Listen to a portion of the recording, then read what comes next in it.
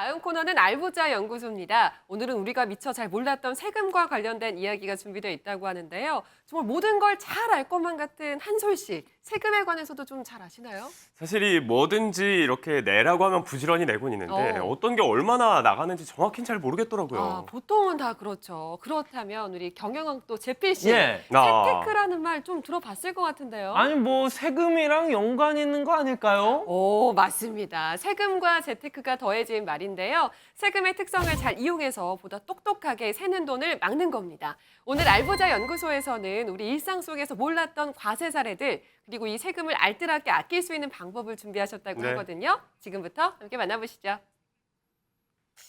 돈을 알고 나를 알면 백전백승.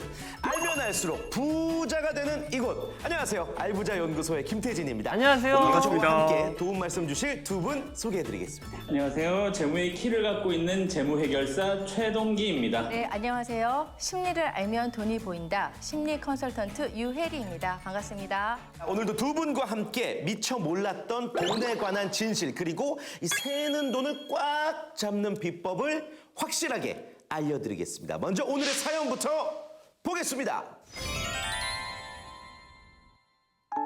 안녕하세요. 9살 손녀 보는 덕으로 사는 60대입니다. 하나뿐인 손녀인 만큼 눈에 넣어도 안 아프고 손녀에게는 무엇이든 하나라도 더 야. 챙겨주고 싶은 마음뿐입니다. 손녀 사랑이 어마어마하시네요. 손녀가 5살 때 통장 만들어준 게 있는데 거기에 어린이날이나 명절에 꼭 100만 원씩 와, 매년 500만 원씩 넣어주고 있어요. 그렇게 한 지가 벌써 5년째네요. 와. 뭐해? 아니 나 어디다 돈을 100만 원씩이나 보내? 아무리 용돈이라도 그렇게 많이 주면 무슨 세금 내야 된다던데? 뭔 소리야? 내 손녀 내가 용돈 주는데 무슨 세금이야? 아니 그 세금 내는 거라니까 그거. 아니라고. 그래도 입자가 돈. 손녀 생각해서 보내주는 용돈이 세금 부과 대상이라니 생각지도 못한 문제인데요. 기준이 있을 것 같은데요. 만약에 네. 세금을 내게 되면 얼마나 내야 될까요? 전문가님 도와주세요. 정말 궁금한 상황이네요. 정말 손녀 사랑이 대단하신 우리 어르신인 그러니까요. 것 같습니다. 근데 바로 좀 질문을 드려볼게요. 자녀나 손주에게 주는 용돈에 세금이 붙는 건지, 그리고 그렇다면 이게 어떤 종류의 세금이 되는 걸까요? 자, 제가 두 분께 그 질문을 하나 드릴 텐데 제가 오늘 기분이 너무 좋아서 두 분께 무상으로 수천만 원의 돈을 무상으로 준다. 어머, 갑자기요? 생각만 이런 행위를 뭐라고 해요? 너무 감사해요. 제가 저기 있고 싶어요. 네, 근데 사실은 그렇게 주시는 게 혹시 증여 아닌가요? 맞습니다. 이런 행위를 바로 증여라고 한다라고 이해를 하시면 될 것 같은데 그냥 타인에게 무상으로 뭐 무형이든 유형이든 재산을 받았다. 그럼 이때 무조건 신고를 하고 세금을 납부해야 된다. 근데 이 증여의 개념이 지금 뭐 사연 속에서도 마찬가지지만 생각보다 좀 광범위한 것 같아요. 이 손녀한테 주는 용돈이 증여세 부과 대상이 진짜 되는 걸까요? 그 실제로 이제 명절이 끝나고 나면 MZ 세대들은 SNS에 본인들이 명절에 받았던 용돈 그 금액을 뭐 통장으로 찍어서 올리는 경우도 있었는데 작년 명절에 제가 그 통장에 뭐 몇 억씩 이렇게 막 찍혀 있는 경우를 봤었거든요. 이런 것들은 사회통념상 이해하기 힘든 거액이다 보니까 신고를 해야 되는 것이고 제가 제 조카에게 뭐 설이라고 5만 원, 10만 원 세뱃돈을 줬다. 뭐 이 정도는 사회통념상 이해할 수 있는 금액이기 때문에 신고를 하지 않아도 된다라고 이해를 하시는 게 가장 쉬울 것 네, 같습니다. 기준이 그러면 또 뭐예요? 이 거액의 통념상 기준이 이해가 가능한 애매하거든요. 범위 아니냐가. 이 거액의 그렇죠. 기준. 이제 배우자에게 6억까지 증여를 했을 때는 세금이 없어요. 6억을 초과했을 때 이제 세금이 이제 부과되는 것이고요. 그다음에 직계 가족인 경우에는 10년간 미성년자는 2천만 원, 그리고 성인인 경우는 5천만 원까지 비과세 한도 대상이고 10년간 대상에 따라 신고는 다르고. 이제 1,000만 원까지 그 증여세 비과세 대상이거든요. 요즘 뭐 뉴스라든지 인터넷 기사들을 많이 보면 자녀가 태어나자마자 2천만 원을 증여하라. 라는 얘기들이 이제 나오는 이유가 이게 비과세니까. 비과세 한도가 2천만 원이기 때문에 그 얘기들을 가장 많이 하는 거죠. 10년마다 그런데 또 여기서 드는 액수가 궁금증이 갱신이 되니까. 그렇네요. 만약에 제가 너무 아파요. 거액의 치료비가 좀 필요한 상황이에요. 그런데 저희 부모님이 이제 치료비를 지원을 해 주셨어요. 그러면 이것도 거액의 치료비를 아무튼 받은 거니까 증여세 대상이 되는 걸까요? 아니요, 실제로 그 사회 통념상 인정되는 부분. 네. 이건 내가 아파서 병원비를 어쩔 수 없이 써야 되는 부분이기 때문에 자산을 증식시키기 위해서 받은 돈이 아니죠.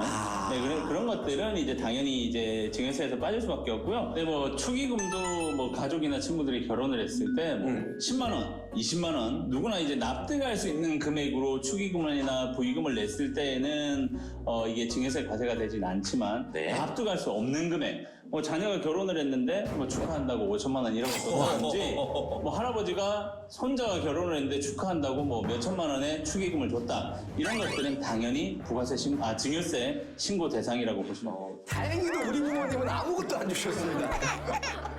그럼 혹시 꼭 돈이 아니더라도 네. 만약에 뭐 엄마가 쓰던 명품백 좀 가격이 나가는 고가의 그런 가방을 딸에게 물려줬다. 그런 경우는 혹시 증여세에 해당되나요? 네, 그 물려줄 때 가치를 잘 따지셔야 되는데 뭐 흔히 여성분들이 가장 사랑하는 에루샤, 네, 뭐 이런 것들은 물려줄 때 가치가 증여세 비과세 한도 범위를 벗어났다라고 한다면 당연히 증여가 된다라고 봐야 되겠죠. 이것도 과세 자, 대상이라고요? 여러분께서는 지금 알면 알수록 돈이 되는, 알면 알수록 부자 되는 이곳 알부자 연구소와 함께하고 계십니다.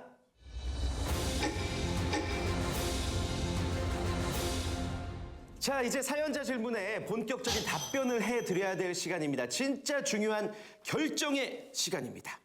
손녀에게 5살 때부터 매년 500만 원씩 5년간 용돈을 줬다. 이 손녀는 세금을 내야 되는 건지 과세 대상이 되는 걸까요?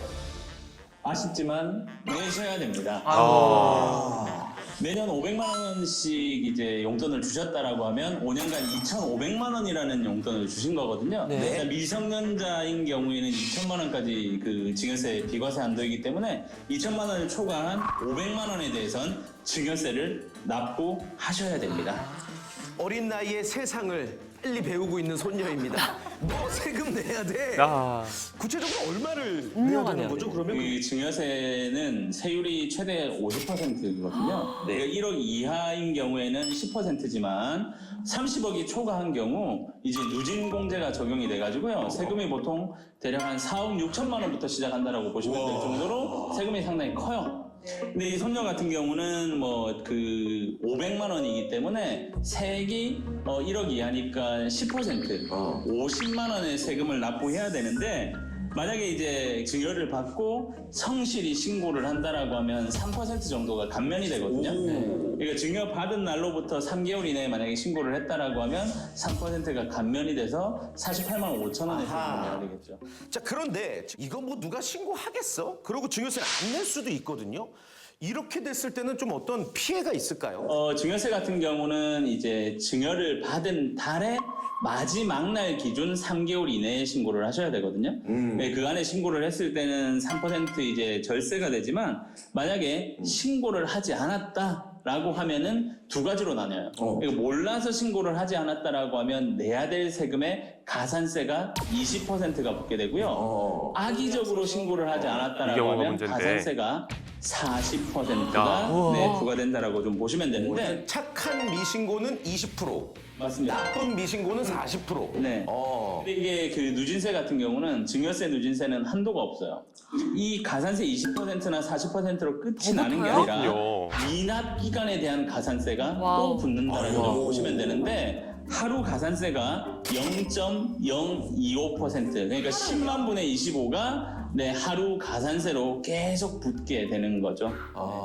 생각보다 지금 증여세에 해당된 사례가 많을 것 같아요. 어떤 경우가 있을까요? 실제로 뭐 일상생활에서 흔히 일어나는 일들로 제가 문제를 한번 드려볼 텐데 첫 번째 부모에게 현금이나 카드를 받아서 생활비로 썼다면 이는 이거는 재산 증여세 증식 아닌 대상일까요? 거죠. 아닐까요? 그것도 그렇게 아니다. 소비에 해당하니까. 아들, 네. 딸이 어려운 그러니까 병원비처럼. 그 정도 해줘야지. 거기다 세금 내주면 이건 너무 야박합니다. 안 된다. 자, 그렇다면 사랑하는 자녀가 결혼을 해요.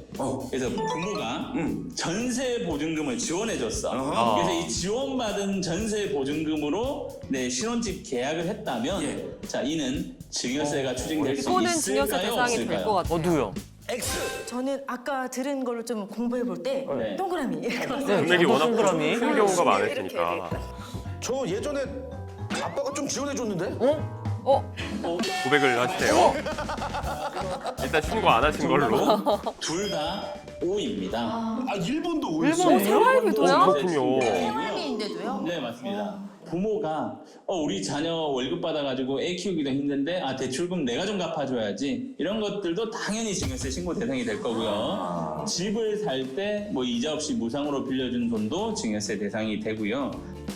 자녀 명의를 빌어서 그 부동산 임대업을 하고 거기에서 임대료라든지 뭐 고가의 시세 차익을 얻었다 뭐 이런 것들도 다 증여세 대상이라고 보시면 될 것 같습니다. 생각보다 너무 많은 것 같아요. 그러니까요. 이런 부분들을 여러분들이 아셔야 됩니다. 알면 세금을 줄일 수 있고 모르면 세금을 더 낼 수 있어요. 야.